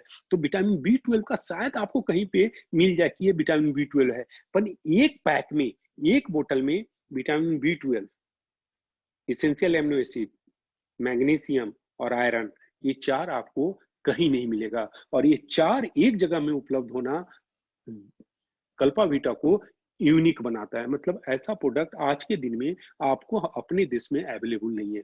तो ये सबसे बड़ा कारण है कि हमारे ईएमआर अलग है, और कल्पावीटा जितने भी मार्केट में हर्बल प्रोडक्ट्स हैं, आपको बड़ी से बड़ी कंपनियां, ऐसा नहीं कि हमारा कल्पामृत बहुत बड़ा परिवार है, कल्पामृत से आज के दिन में बड़े परिवार हैं, हिमालय बहुत बड़ा परिवार है, डाबर देखेंगे तो बड़ा परिवार है, पतंजलि बड़ा परिवार है। पर जहां तक इस 2 प्रोडक्ट का सवाल है, वी आर कंप्लीट यूनिक। आज के दिन में ऐसा प्रोडक्ट आपको नहीं मिलेगा। तीसरा प्रोडक्ट है स्वस्थ सखी, जो मेरा बहुत अजीज है। जैसे मैं ईएमआर प्रोडक्ट आप देखेंगे तो ईएमआर मेरा अजीज है। यदि मैं 16 घंटा काम करता हूं तो ऑलमोस्ट 15 घंटा मैं ईएमआर पे काम करता हूं। ठीक उसी प्रकार से उसके बाद जो अजीज प्रोडक्ट है वो है स्वस्थ सखी। स्वस्थ सखी आपके ध्यान में आएगा, स्वस्थ सखी मतलब 12 साल से 48 साल के बीच में जो हमारी बेटियां हैं और हमारे बहनें हैं, जो हमारी बेटियां हैं और हमारे बहनें हैं, आज के दिनों में इन नंबर्स ऑफ प्रॉब्लम से प्रभावित हैं, इन नंबर ऑफ कॉम्प्लिकेशन से प्रभावित हैं। जैसे मैं कुछ का नाम लेना चाहूंगा। हेलो आवाज आ रही है? जी डॉक्टर साहब आ रही है आवाज? जी जी तो डॉक्टर साहब मैं आ रही है, आ रही है जी सर आवाज। जी तो मैं ये बताता हूँ कि 12 से 48 साल के बीच में जो हमारी बेटियां और बहनें हैं, उनको इन नंबर्स ऑफ प्रॉब्लम है। उस इन नंबर्स का चर्चा तो मैं नहीं करूंगा, पर कुछ एक का मैं चर्चा करता हूँ। जैसे मेंस्ट्रुअल साइकिल का डिस्टर्ब होना, जहां पहले एक नियमित समय पे मेंस्ट्रुअल साइकिल होता था, 2 से 4 दिनों के लिए, 2 से 5 दिनों के लिए होता था। आज के दिन में वो नियमित नहीं रहा है। कभी कभी प्रोफ्यूज ब्लीडिंग होता है, ब्लीडिंग बहुत ज्यादा होगा, कभी कभी ब्लीडिंग बहुत कम होता है। तीसरा, हम लोग कहते हैं शॉर्ट में PMS. PMS, pre menstrual syndrome, मतलब मेंस्ट्रुअल साइकिल आने के पहले उनके जो मूड होते हैं बहुत बहुत ज्यादा स्विंग होता है, मूड में बहुत ज्यादा स्विंगिंग होता है, इरिटेटेड होते हैं, बहुत सारे मूड स्विंगिंग होता है उनका। तीसरा, आप देखेंगे कि जो हमारी बेटियां और बहनें हैं जिनका मेंस्ट्रुअल साइकिल के से 12 से 48 साल के बीच में है, कभी कमर में दर्द हो रहा है, कभी पैरों में दर्द हो रहा है, इस तरह के कुछ ना कुछ दर्द होते हैं। चौथा, व्हाइट डिस्चार्ज, ल्यूकोरिया जिसको बोलते हैं। जहां पे ल्यूक वर्ड आ गया तो ल्यूक का मतलब ही होता है व्हाइट, इसलिए उसको ल्यूकोरिया कहा जाता है। ल्यूक का मतलब ही व्हाइट होता है, इसलिए हम लोग ल्यूकोरिया कहते हैं कि व्हाइट डिस्चार्ज होता है। व्हाइट डिस्चार्ज में प्रॉब्लम क्या होता है? आपको लो फीवर रहेगा, फीवर ज्यादा नहीं रहेगा, पर इंटरमीडिएट, हर आधे घंटे 1 घंटे पे फीवर आएगा, पूरे शरीर में जकड़न जैसा रहेगा, काम करने की इच्छा नहीं होगी, थका थका जैसा रहेगा ल्यूकोरिया में। तो वहां वहां पे भी आप देखेंगे स्वसखी का काम है। पांचवा प्रॉब्लम क्या होता है, जो सबसे गंभीर समस्या है, जितने भी समस्या मैं बताया उसमें सबसे गंभीर समस्या है कि ओवरी में, गर्भाशय में गांठ का बन जाना। यदि ओवरी में गांठ 1 से ज्यादा बन गया तो आप ये मान के चले कि हमारी बेटी और बहनें कभी भी मातृत्व सुख को प्राप्त नहीं कर सकती है। यदि ओवरी में गांठ बन जाए तो मातृत्व सुख को प्राप्त नहीं कर सकती है। और ओवरी के गांठ को हटाने का हमें एक ही सलाह दिया जाता है कि भाई साहब इसको तो ऑपरेट किया जाएगा। अच्छा, ऑपरेट हमने कर भी लिया तो फिर से गांठ नहीं बंधेगा, इसका कोई गारंटी नहीं दिया जाता है। फिर से वहां पे सिस्ट बन सकता है, गांठ बन सकता है। तो जब भी गांठ बनेगा तो हम मातृत्व सुख को प्राप्त नहीं कर सकते हैं। तो हमने आपको क्या बताया? हमने बताया मेंस्ट्रुअल साइकिल में प्रॉब्लम आता है, प्री मेंस्ट्रुअल सिंड्रोम वीविंग होता है, तीसरे सारे बहुत सारे कॉम्प्लिकेशंस होते हैं, आप देखेंगे तो ल्यूकोरिया का प्रॉब्लम होता है, पांचवा सिस्ट बनता है। अब आप देखिए स्वस्थ सखी, जैसे हमने ईएमआर के बारे में बताया वैसे स्वस्थ सखी कोई दवा नहीं है। हमने स्टडी करना शुरू किया कि हमारी बहनों और हमारी बेटियों को इस तरह की समस्या क्यों हो रहा है। अच्छा, इतना जो हम लोगों ने एक टीम बना के काम को आगे बढ़ाया, उसके पीछे मूल कारण क्या है वो मैं आपको बताता हूँ। मैं आप सब लोगों के ध्यान में लाता हूँ कि मुझे एक बेटी है, बस एक ही बेटी है, एक संतान है मुझे, और वो बेटी है। तो ये एक मौका मिला उसके साथ मुझे इंटरैक्ट करने का, और उस इंटरैक्शन के बाद हमने समझ पाया कि हमारी बेटियों और बहनों को कितनी सारी समस्याएं हैं। फिर हमने एक रिसर्च टीम गठित किया और रिसर्च टीम के द्वारा इन बातों को समझने का प्रयास किया। तो हमने समझा कि जो भी समस्या हो रहा है उस समस्या के पीछे मूल कारण है हमारे शरीर में हार्मोनल सिक्रेशन का इम्बैलेंस होना। हार्मोनल सेक्रेशन जो हो रहा है वो इम्बैलेंस हो जाता है, और जब हार्मोनल सेक्रेशन इम्बैलेंस होता है तो जाके ये समस्या होता है। अब स्वस्थ सखी कुछ भी नहीं, कोई प्रोडक्ट नहीं है, ये केवल और केवल हमारे शरीर में जाके हार्मोनल सेक्रेशन को बैलेंस करता है। और जो ही हार्मोनल सेक्रेशन बैलेंस होता है तो मेरी बात पे आप यकीन करें, आपको मेंस्ट्रुअल साइकिल में बेनिफिट मिलेगा, आपके पीएमएस जो स्विंगिंग हो रहा है, मूड स्विंगिंग, उसमें बेनिफिट मिलेगा, ल्यूकोरिया में बेनिफिट मिलेगा, आपके जो सिस्ट है वो सिस्ट में धीरे धीरे धीरे धीरे करके सिस्ट डिजॉल्व होके बाहर निकल जाएगा। इवन हल्का फुल्का दर्द है, कभी आप देखेंगे कि मसल्स में क्रैम्प आता है, कभी कभी उन लोगों को घुटनों में दर्द हो जाता है, मसल्स में क्रैम्प आ जाता है 12 से 48 साल के बीच में। तो इन सब जगह आप यदि स्वस्थ सखी को देते हैं तो केवल एक प्रोडक्ट और उनको राहत मिलेगा। कितनी बड़ी बात है कि हमारे देश में आधी आबादी महिलाओं का है, 50% आधी आबादी महिलाओं का है। और 12 से 48 साल के बीच में जो मैंने एज बताया, इस एज में करीब करीब 70% है, आधी आबादी की 70% तो 12 से 48 साल के बीच में है। और ये प्रॉब्लम, अच्छा, ये प्रॉब्लम के पीछे रीजन क्या है? जैसे आज आप देखेंगे 50 साल पहले, 40 साल पहले ये प्रॉब्लम नहीं था। तो इसके पीछे जो मूल कारण है उसमें है, पहला कारण है तनाव। आज के दिन में हमारी बेटियां और बहनें भी, चूंकि वो भी समाज में उतना ही आगे बढ़ना चाहती हैं जितना कि पुरुष समाज है। नतीजा होता है कि कोई भी चीज जब आप प्राप्त करेंगे तो फ्री में मिलता नहीं है, तो उनको तनाव, स्ट्रेस से गुजरना पड़ता है। दूसरा, पोल्यूशन। तीसरा, हमारे खाने में पोषक तत्व की कमी होना। चौथा, स्लीप, जो सोना। आप देखेंगे कि कहा जाता है पुरुष और प्रकृति, पुरुष और प्रकृति, पुरुष और प्रकृति। पुरुष, प्रकृति का मतलब महिला। तो हमसे ज्यादा नियमों को पालन करना उन्हें है, क्योंकि वो सृजनकर्ता होते हैं, वो सृजन करते हैं, समाज में सृजन करते हैं। तो रात में सोना हमसे ज्यादा जरूरी उनको है कि एक नियमित टाइम पे सोए। पर आज के दिन में हमारी बेटियां भी चूंकि उनके ऊपर पढ़ाई का या घर की जिम्मेवारी रहता है, तो जिसके कारण रात में वो सही टाइम पे नहीं सो पाते हैं। इन सब कारण को मिला के ये सारी समस्या होता है। अच्छा, मैं आपको बताऊं कि पिछले दिनों छत्तीसगढ़ से बहुत ही अच्छे हमें संदेश आए हैं, छत्तीसगढ़ से स्वस्थ सखी को लेके। जैसे मैं बताऊं कि कम से कम 5-6 महिलाओं, मुझे बताया गया कि 5-6 महिलाएं ऐसे थे जिनका की मैरिज करीब करीब 5 साल पहले, 4 साल पहले, 3 साल पहले हो चुका था, पर मातृत्व सुख को प्राप्त नहीं कर पाए थे, मातृत्व सुख को उन्होंने प्राप्त नहीं किया था। लोगों ने उन्हें, जिन्होंने मातृत्व सुख को प्राप्त नहीं किया था, उन्हें स्वस्थ सखी दिया गया। और मैं कभी किसी सेमिनार में छत्तीसगढ़ में मैंने बताया था कि जब मातृत्व सुख को प्राप्त नहीं करते तो स्वस्थ सखी के साथ सुबह में अंकुरित मूंग और देसी गुड़ देना है उनको। जो फीमेल पार्टनर है उनको स्वस्थ सखी, अंकुरित मूंग और देसी गुड़। जो मेल पार्टनर है उनको EMR, अंकुरित मूंग और देसी गुड़ देना है। डिट्टो चीज को छत्तीसगढ़ में किया गया है कि उन्होंने स्वस्थ सखी भी दिया और साथ में अंकुरित मूंग और गुड़ दिया गया। कम से कम पिछले 2 से 3 महीने में 6-7 ऐसे महिलाएं हैं जो मातृत्व सुख प्राप्त करने के बहुत ही करीब हैं।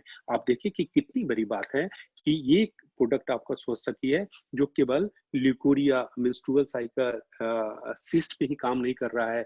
कहीं ना कहीं हमारे शरीर में जो हार्मोन्स निकलने चाहिए थे, उस हार्मोन्स पे अच्छा काम करके मातृत्व सुख की प्राप्ति में भी वो मदद कर रहा है।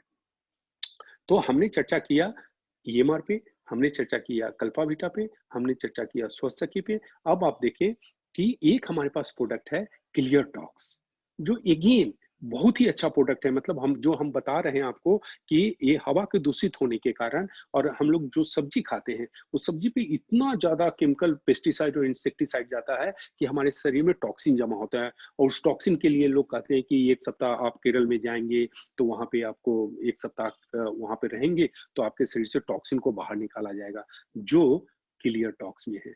छोटा सा है, पर उस छोटा सा जो हमारा क्लियर टॉक्स है उसका 1 महीना हम सेवन करते हैं तो हमारे शरीर से पूरा ही टॉक्सिन निकल जाता है। तो बहुत ही, और टॉक्सिन के कारण ही हमारे सेल्स के फंक्शन इंपेयर होते हैं। मतलब पूरे शरीर के सेल्स का फंक्शन यदि सुचारू रूप से काम नहीं कर रहा है तो कहीं ना कहीं टॉक्सिन इसके लिए उत्तरदायी है। तो आप देखिए कि क्लियर टॉक्स उसको कंप्लीट बाहर निकाल देता है। उसी प्रकार से आप देखेंगे कि जो हमारा च्यवनप्राश है, च्यवनप्राश बहुत ही अच्छा है। मतलब मेरा कहना नहीं है, मैं तो कहूंगा तो आपको लगेगा कि डॉक्टर साहब तो च्यवनप्राश की बहुत तारीफ कर रहे हैं। पर पिछले कुछ दिन पहले हमने USA में च्यवनप्राश को भिजवाया था, तो वहां पहुंचने के 15 दिन के अंदर में हमें फोन आया कि 12 च्यवनप्राश और भिजवा दी। तो हम, स्वाभाविक है कि मैं पूछा कि भाई 12, अभी तो हमने 12 भिजवाया था, फिर 12 की क्या जरूरत है? तो उनका जो स्टेटमेंट था वो मैं आपको बता रहा हूँ, कोट कर रहा हूँ कि अभी तक हम च्यवनप्राश खा रहे थे इस बात को समझ के कि मैं च्यवनप्राश खा रहा हूँ, पर जब से हमने कल्पामृत का च्यवनप्राश खाना शुरू किया तब हमें पता चला कि च्यवनप्राश होता क्या है। तब हमें पता चला कि च्यवनप्राश, ये लोगों का स्टेटमेंट है, मेरा स्टेटमेंट नहीं है, मैं केवल आपके सामने ला रहा हूँ। तो आप देखें कि बहुत ही यूनिक हमारा च्यवनप्राश है। ठीक उसी प्रकार से आप देखेंगे कि अभी पिछले महीने में बहुत ही अच्छे अच्छे प्रोडक्ट लाए गए हैं जो डेडिकेटेड है। जैसे आप देखेंगे सोरासिस के लिए क्यूरा सोरासिस, क्यूरा करके लाया गया, क्यूरा सोरासिस, जो सोरासिस के लिए बहुत ही अच्छा है, सोराइसिस के लिए बहुत अच्छा है। आप ठीक उसी प्रकार से देखेंगे कि फ्लू के लिए लाया गया है, स्टोन के लिए क्यूरा स्टोन लाया गया है, जो बहुत ही अच्छे प्रोडक्ट हैं। साथ में आप देखेंगे, जैसा हमने आपको चर्चा के शुरुआत में बताया था कि समय की मांग के हिसाब से, चूंकि अभी पूरा विश्व और हमारा भारत पेंडेमिक कोविड-19 के कारण त्राहिमाम हो रहे हैं, तो जो हमारा हर्बल टी है, उस हर्बल टी में उसके फॉर्मुलेशन में इमीडिएट चेंजिंग किया गया और उसमें पहले से जो तत्व हैं, जो हर्ब्स हैं, उस हर्ब्स को रखते हुए उसमें अश्वगंधा और गिलोय को, अश्वगंधा और गिलोय को, जिसको हम अमृतवल्ली कहते हैं, टिनोस्फोरा कॉर्डिफोलिया कहते हैं, उसको मिलाया गया है, जो हमारे इम्यून सिस्टम को एक्टिवेट करने के लिए बहुत ही उत्तरदायी होता है। तो चाय पीते हुए, अच्छा सबसे बड़ी चीज है कि हम कहते हैं कि चीनी हमारे इम्यूनिटी को घटाता है, तो जब आप अपना हर्बल टी पिएंगे तो आपको मीठा का एहसास होगा, पर उसमें न गुड़ डाला गया है, न चीनी डाला गया है, स्टीविया का लीफ डाला गया है, जो कि नेचुरल स्वीटनर, शुगर फ्री है। तो मीठा का एहसास होते हुए हमारे शरीर पे इतने लाभ मिलते हैं। मैं तो यहाँ तक बताता हूँ आपको कि कभी ऑल ऑफ ए सडन आपके सिर भारी हो जाते हैं, जैसे जुकाम के समय सिर भारी हो जाता है, या रात में हम ठीक से सोते नहीं तो सुबह में हमारा सिर भारी होता है, या हल्का फुल्का दर्द होता है। मैं आपको इलाज बताता हूँ, 5 मिनट में आप अपने सिर के दर्द को भगा सकते हैं। करना क्या है आपको, जिस दिन सिर में दर्द हो या सिर में भारीपन हो, उस दिन चाय आप खुद बनाएं। पत्नी अपने पति को ना कहे चाय बनाने के लिए, और पति ना अपने पत्नी को कहे चाय के बनाने के लिए। जिसका सिर भारी है वो खुद जाए चाय बनाने के लिए। और जब चाय बन रहा हो, चाय बनाने का तरीका है, पानी को उबालना है और एक कप के लिए 1 चम्मच चाय को पत्ती को डालना है। पहले पानी को उबाल देना है, फिर हम पत्ती को डालेंगे।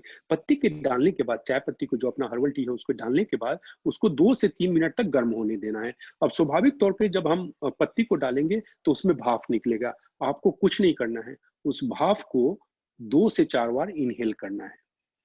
चाय बनाने के क्रम में चाय पत्ती डालने के बाद जो भाप निकल रहा है, उसको आप 2 से 4 बार इनहेल करें और चाय को पिए। ट्रस्ट मी, जब तक आपका चाय खत्म होगा, सिर का भारीपन खत्म होगा। जो सिर में भारीपन है और सिर में दर्द है, वो खत्म होगा। कितना सरल है कि चाय का आनंद हम ले रहे हैं, और साथ में यदि इस तरह का कुछ प्रॉब्लम है, और एट द सेम टाइम जो मैं बताया कि अपने देश में, हमारे देश में हम लोग हार्ट की बात करते हैं, किडनी की बात करते हैं, लीवर की बात करते हैं, but we never discuss about immunity, जबकि सबसे इंपॉर्टेंट है इम्यूनिटी। तो आप देखिए कि उस हर्बल टी के द्वारा भी हम अपनी इम्यूनिटी को बढ़ा सकते हैं। सुबह में हम जब उठे तो हम हर्बल टी से शुरुआत करें, तो वो भी हमारे इम्यूनिटी को बढ़ाता है। और इम्यूनिटी आप ध्यान रखेंगे क्या है, इंडियन डिफेंस सिस्टम है। जैसे आज भारत का जो रक्षा तंत्र है पूरी मजबूती के साथ खड़ा है, नतीजा है कि आप समझ रहे हैं कि हम सुरक्षित हैं। ठीक उसी प्रकार से इम्यूनिटी का काम है, और हर्बल टी हमारी इम्यूनिटी को मजबूत करता है। हमने मधु अमृत का चर्चा किया था कि हमें चीनी नहीं खाना चाहिए, मधु अमृत। तो आप देखेंगे कि हमारा जो मधु अमृत है, वो जो हमारा चाय है, कॉफी है, दूध है, उसमें 2 से 4 बूंद डालेंगे तो उतना ही मीठा का एहसास होगा, जितना कि करीब करीब 1 चम्मच या 2 चम्मच चीनी डालने के बाद आपको मीठा का एहसास होता। तो जो डायबिटिक लोग हैं और वो मीठा का सेवन करना चाहते हैं, तो घर पे जो खीर बनता है, सेवई बनता है या चाय बनता है, उसमें हम उसको डाल सकते हैं। पर मैं उसके बावजूद इसकी एक आपको थेरापेटिक वैल्यू के बारे में बताता हूँ कि मधुआमृत का थेरापेटिक वैल्यू, जैसे हम चीनी खाते हैं, कोई थेरापेटिक वैल्यू नहीं है, पर इसका थेरापेटिक वैल्यू आप देखें कि किसी दिन अचानक एसिडिटी, हाइपर एसिडिटी हो गया हो और आपके पास मधु अमृत है, आप चिंता मत करें। हमने क्या बताया कि 1 कप चाय में 2 से 4 बूंद डालना है, पर यदि हाइपर एसिडिटी हो गया हो तो आपको 1 गिलास पानी मंगाना है और उस 1 गिलास पानी में 8 से 10 बूंद मधु अमृत का डाल देना है। 1 गिलास ल्यूकवार्म वाटर मंगाना है, गुनगुना पानी, उसमें 8 से 10 बूंद आप मधु अमृत का डाल दें और बाद में उस पानी को पी लें। मेरी बात पे यकीन करें, पानी खत्म होगा और एसिडिटी सबसाइड होगा, एसिडिटी खत्म होगा। जबकि कहा जाता है कि जो एसिडिटी होने पे हम लोग जिस टैबलेट को लेते हैं, एलोपैथ में जो टैबलेट लेते हैं, उसमें जो केमिकल यूज होता है उसका नाम एंटासिड होता है। ट्रेड नेम जाएंगे हिस्टैक, जेंटेक, रेंटेक। हिस्टैक, जेंटेक, रेंटेक के लेने के बावजूद भी, एलोपैथ दवा लेने के बाद भी आपको रिलीफ मिलने में 10 से 20 मिनट का टाइम चाहिए। पर हमारे मधुआमृत में आपने पानी खत्म किया और आपको रिलीफ मिला। मतलब एलोपैथ से यूजुअली ऐसा हम लोग कहते हैं कि भाई हर्बल प्रोडक्ट में समय लगता है, 3 महीने, 6 महीने, 9 महीने, 12 महीने टाइम लगेगा, पर मधुआमृत में और एसिडिटी में आपको क्विक रिलीफ मिलेगा। आप एक बार करके देखेंगे। आप देखेंगे तो टाइम करीब करीब 9:30 हो गया है। तो मोटे तौर पे मुझे जो डायबिटीज के बारे में, चूंकि जैसा मैं बताया वो मेरे जीवन का मकसद है, हमने उस पर आपको बताने का विनम्र प्रयास किया है। हमने आपको कल्पाविटा के बारे में काफी समझाने का प्रयास किया, हमने स्वसखी के बारे में समझाने का प्रयास किया, हमने मधुआमृत के बारे में समझाने का प्रयास किया, हमने हर्बल टी के बारे में समझाने का प्रयास किया, हमने स्टोन क्यूरा, जो मैं बताया कि किडनी स्टोन है। अब यहाँ पे देखिए एक चीज है कि स्टोन 2 जगह मोटे तौर पे पाया जाता है, एक किडनी में पाया जाता है, एक गॉल ब्लैडर में पाया जाता है। किडनी का स्टोन 100% निकलेगा हमारे स्टोन क्यूरा से, यदि स्टोन क्यूरा की यूज करते हैं। गॉल ब्लैडर में जो स्टोन पाया जाता है उसमें 50-50 रहेगा कि हमें स्टोन क्यूरा के साथ एप्पल साइडर विनेगर और EMR देंगे, और उसमें हम 50-50 एक्सपेक्ट करेंगे कि 50-50 करेंगे। अच्छा, ये हमारा नया नया प्रोडक्ट है, हम लोग इसको ट्रायल करेंगे, हम देंगे, तो उसके आधार पे किडनी पे 100% निकलेगा, पर गॉल ब्लैडर में 50-50 का चांसेस रहेगा। तो हम लोग 2, 4, 5, 10% पे इसको दे के देखेंगे, इवेल्युएट करेंगे और रिजल्ट हम निष्कर्ष पे खुद पहुंचेंगे। तो हमें स्टोन क्यूरा के बारे में भी ध्यान में रखना है। सोराइसिस के बारे में मैं पहले से बता दिया कि एक प्रोडक्ट आ गया है, और उस प्रोडक्ट के बावजूद यदि हम EMR लेते हैं या एप्पल साइडर विनेगर लेते हैं तो उसके परिणाम और बेहतर आएंगे। जो क्यूरा सोराइसिस करके है, स्लो करके है, उसके साथ हम उसको लेंगे तो और अच्छा रहेगा। तो आप देखेंगे फ्लू के लिए एक अलग से प्रोडक्ट आ गया है, जो इस तरह के ठंडे के सीजन में या अभी जो मौसम है चल रहा है, तो उस समय में हम जो फ्लू का है उसका हम सेवन करें तो हमें इमीडिएट रिलीफ मिलेगा। अब मुझे जो बताना था अपने प्रोडक्ट के बारे में, क्योंकि समय की लिमिटेशन है, समय की मर्यादा है, 9:30 हो गए हैं और हमारे परिवार के सारे सदस्य शायद खाने का टाइम हो चुका होगा। तो मुझे जो बताना था हमने बताने का एक विनम्र प्रयास किया है, और मुझे बहुत अच्छा लगता है, मैं उस दिन का इंतजार करता हूँ कि जब हमें परिवार के सदस्यों के साथ रूबरू होने का मौका मिलता है। मेरे मन में सुबह से उमंग रहता है, उत्साह रहता है कि आज कल्पामित परिवार के हमारे जितने भी प्रिय सदस्य हैं, हमारी माँ है, हमारी बहनें हैं, हमारे भाई हैं, सब लोगों से मुझे रूबरू होने का मौका मिलता है। कल्पामित परिवार मुझे इस तरह का एक अपॉर्चुनिटी दिया है। तहे दिल से मैं कल्पामित परिवार, मैनेजमेंट और आप सभी साथियों का तहे दिल से मैं शुक्रिया अदा करता हूँ।